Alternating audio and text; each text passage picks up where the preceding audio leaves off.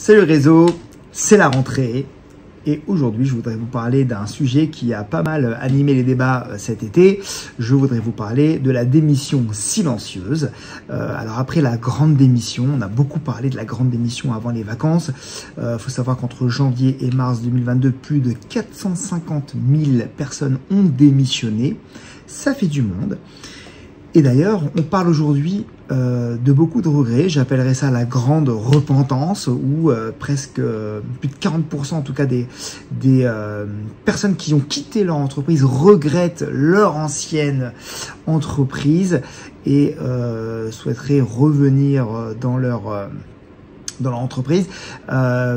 C'est un vrai sujet, d'ailleurs on aura l'occasion peut-être d'approfondir ce sujet, mais aujourd'hui j'aimerais vous parler de la démission silencieuse. Alors qu'est-ce que c'est que cette démission silencieuse? Tout est parti cet été d'une vidéo sur TikTok, le réseau social des jeunes.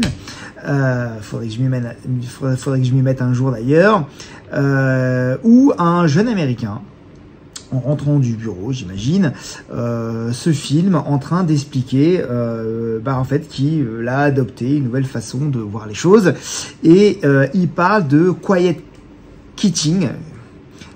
Excusez-moi pour mon anglais, pour mon accent, quiet quitting, je sais pas. Où en gros, l'idée, ce n'est pas de démissionner de son entreprise, ce n'est pas d'abandonner son entreprise, mais c'est plus de faire en fait ce qu'on lui demande uniquement. Donc de faire les tâches, de faire les missions pour lesquelles on le paye, mais de ne pas en faire plus et de ne pas, entre guillemets, se tuer à la tâche. C'est ça la démission silencieuse. Alors il faut savoir que sur le réseau social TikTok, le hashtag quiet quitting a été vu à près de 75 millions de fois. Enfin c'est un truc de fou, et c'est un vrai phénomène. Alors je ne généraliserai pas ça à tous les jeunes, mais en tout cas c'est un phénomène qui a vu le jour, qui a son audience et qui existe. Et je pense qu'il ne faut pas fermer les yeux là-dessus. Il y a eu beaucoup de débats, et donc j'ai regardé beaucoup de débats sur Internet, notamment sur RMC, Estelle Midi. Ça m'a beaucoup marqué parce que il y a eu des mots-clés qui sont sortis. Ouais, c'est des tirs au flanc, c'est des planqués, etc. Faut faire attention. Faut faire attention parce que c'est un vrai phénomène de... Enfin, en tout cas, il y a une tendance de fond. Il y a quelque chose là-dedans. Alors, qui sont justement ces adeptes de la démission silencieuse? Donc, ce sont essentiellement des jeunes salariés issus de la génération Z ou des millennials. Donc, en gros, les personnes qui sont nées à la fin des années 90 et dans les années 2000. Donc la philosophie de ce mouvement, c'est quoi? C'est de préserver sa santé mentale, de ne pas se tuer au travail et de respecter une forme d'équilibre vie professionnelle, vie personnelle, qui va plus pencher pour la vie personnelle. Donc d'ailleurs, dans la vidéo, ce jeune américain explique bien, votre valeur n'est pas définie par votre valeur productive. Et donc, ça veut tout dire. On est bien loin du travailler plus pour gagner plus de Sarko. D'ailleurs, il y a une étude qui a été réalisée par Malakoff Humanis qui dit que 23% des salariés de moins de 30 ans évoquent une santé mentale, une mauvaise santé mentale, et pratiquement 16% de l'ensemble des salariés évoquent une mauvaise santé mentale. Donc il y a un problème de fond. Alors moi je dis que ok, je partage absolument pas ce mouvement, cette philosophie. Je suis même à l'encontre de tout ça, mais par contre j'essaie de comprendre et j'essaie de me dire si il y a quand même une partie de ces jeunes qui pensent ça. Faut pas fermer les yeux et il faut pas les traiter de tir au flanc, de planqués, de je ne sais quoi. Je pense qu'il faut essayer de comprendre. Quelque part, c'est des jeunes qui ont connu quand même des crises, qui entendent parler de burn-out au travail, qui là entendent parler de crise énergétique, de crise écologique, de crise alimentaire, de guerre à la porte de l'Europe.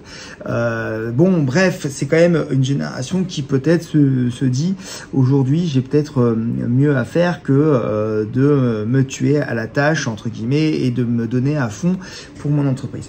Bon, ok, très bien. Encore une fois, je ne partage absolument pas cette façon de voir les choses, mais je sais que ça existe. Je pense que c'est important de le comprendre. Parce que même si, comme pour cette grande démission, il risque d'y avoir une forme de regret, ou etc., je pense que quelque part, on va sortir avec quelque chose de cette histoire. C'est peut-être pas plus mal qu'on pense à notre santé mentale et que à notre équilibre vie pro et vie perso. Je pense que c'est important pour nous les patrons, mais pour les salariés aussi et pour tout le monde dans une entreprise. Je pense que c'est important d'être équilibré et de pouvoir s'épanouir et de passer un temps de qualité au bureau, au travail, c'est important. Maintenant, moi, j'aimerais qu'on essaie d'aller un petit peu plus loin dans cette philosophie et de se dire, bah, si à un moment donné, ces jeunes vont avoir besoin peut-être de gagner un petit peu plus leur vie pour, je sais pas, partir en vacances, acheter un appartement, fonder une famille, bon bref, pour avancer dans la vie, et donc vont peut-être vouloir prétendre à évoluer, à avoir des responsabilités, à devenir manager. Et bien, moi je me dis que ça va être compliqué quand même, parce qu'on aura toujours tendance à vouloir faire évoluer, à vouloir promouvoir des personnes qui se donnent pour l'entreprise, qui ne comptent pas leurs heures entre guillemets, et qui vont essayer de prouver à leur hiérarchie que l'entreprise peut compter sur eux et ils se projettent dans le futur dans l'entreprise. Donc ça, je pense que c'est un petit peu compliqué. Il faudrait que ces jeunes réfléchissent et qu'ils se disent voilà, faudrait réfléchir à voilà, qu'est-ce que je veux faire demain et comment je vais évoluer. Soit on se dit, bon bah moi j'ai pas envie d'évoluer, j'ai envie de rester comme ça, moi l'objectif c'est de pouvoir faire mon sport, partir en week-end ou je ne sais quoi, ok très bien, il faut de tout pour faire un monde comme on dit. Je pense qu'il y aura toujours des jeunes ambitieux et qu'il y aura toujours des jeunes qui voudront aller plus loin, donc quoi qu'il arrive, peut-être que ça laissera plus de place pour d'autres personnes, je sais pas, mais il faudrait pas aller trop loin dans cette philosophie, parce que si à un moment donné on se dit bon bah faut pas trop se donner dans le travail, qu'est-ce que ça va être la suite? Faut pas trop se donner dans les études, et en fait qu'est-ce qu'on va avoir comme génération future? C'est délicat. Moi personnellement, je pense que l'environnement, le contexte actuel fait que effectivement on peut se poser ce genre de questions, que les jeunes n'ont peut-être pas forcément envie de se donner, ont envie peut-être de profiter de la vie, d'être épanouis sur d'autres parties, mais je pense que l'un n'empêche pas l'autre et c'est très mauvais de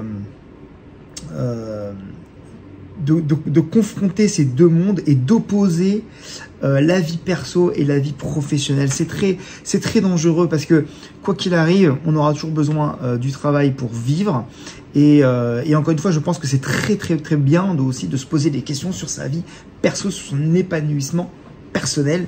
Mais il faut aussi penser à l'épanouissement professionnel. C'est vrai que le rapport de force aujourd'hui est clairement entre les mains des salariés. Donc ces jeunes salariés font un petit peu la loi, mais n'oublions pas que le marché de l'emploi est un marché cyclique, que là aujourd'hui c'est un marché tendu, un marché pro-candidat qui va se retourner à un moment donné, on le sait, et on verra justement la valeur et la profondeur de ces mouvements quand le marché va se retourner, voir ce que ça vaut. Parce que aujourd'hui, c'est vrai que ces candidats peuvent trouver du travail parce qu'aujourd'hui il y a beaucoup de travail, et donc tant mieux, ils peuvent trouver du travail. Le jour où le marché va se tendre, on verra si on va pas revenir à quelque chose de plus normal. En tout cas, moi je me dis qu'en France, on a quand même la culture de la présence, la culture des horaires, et c'est peut-être pas plus mal de se détendre un petit peu à ce niveau-là, et de se dire que l'objectif c'est quand même le résultat, et qu'à partir du moment où on a des salariés qui font leur boulot, qui le font bien et qui remplissent pleinement les missions qu'on leur confie, bon, c'est peut-être bien de trouver justement un entre-deux entre faire ce qu'on nous demande et puis aussi quelque part donner à l'entreprise pour avancer avec l'entreprise. Faut pas oublier qu'une entreprise, c'est avant tout la rencontre de plusieurs personnes qui ensemble vont aller vers un but commun. En tout cas, l'enjeu des entreprises aujourd'hui, c'est de recruter. Les difficultés, on les connaît. Chez Open Sourcing, on accompagne énormément d'entreprises justement dans leur recrutement. L'enjeu, c'est de recruter, mais l'enjeu, c'est aussi de fidéliser ses salariés. Et vous, qu'en pensez-vous de la démission silencieuse ? N'hésitez pas à vous inscrire à ma chaîne YouTube, n'hésitez pas à commenter, cette vidéo sera aussi sur LinkedIn, peut-être sur d'autres réseaux sociaux. N'hésitez pas à commenter, à me donner votre avis, à me dire si vous n'êtes pas d'accord avec moi, si vous êtes d'accord avec moi.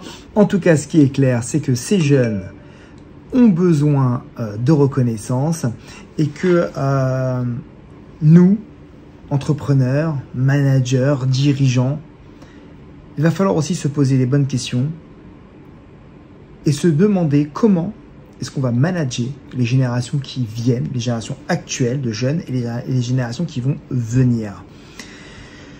Et ça, c'est un autre sujet. Et je vous dis à très vite pour d'autres vidéos.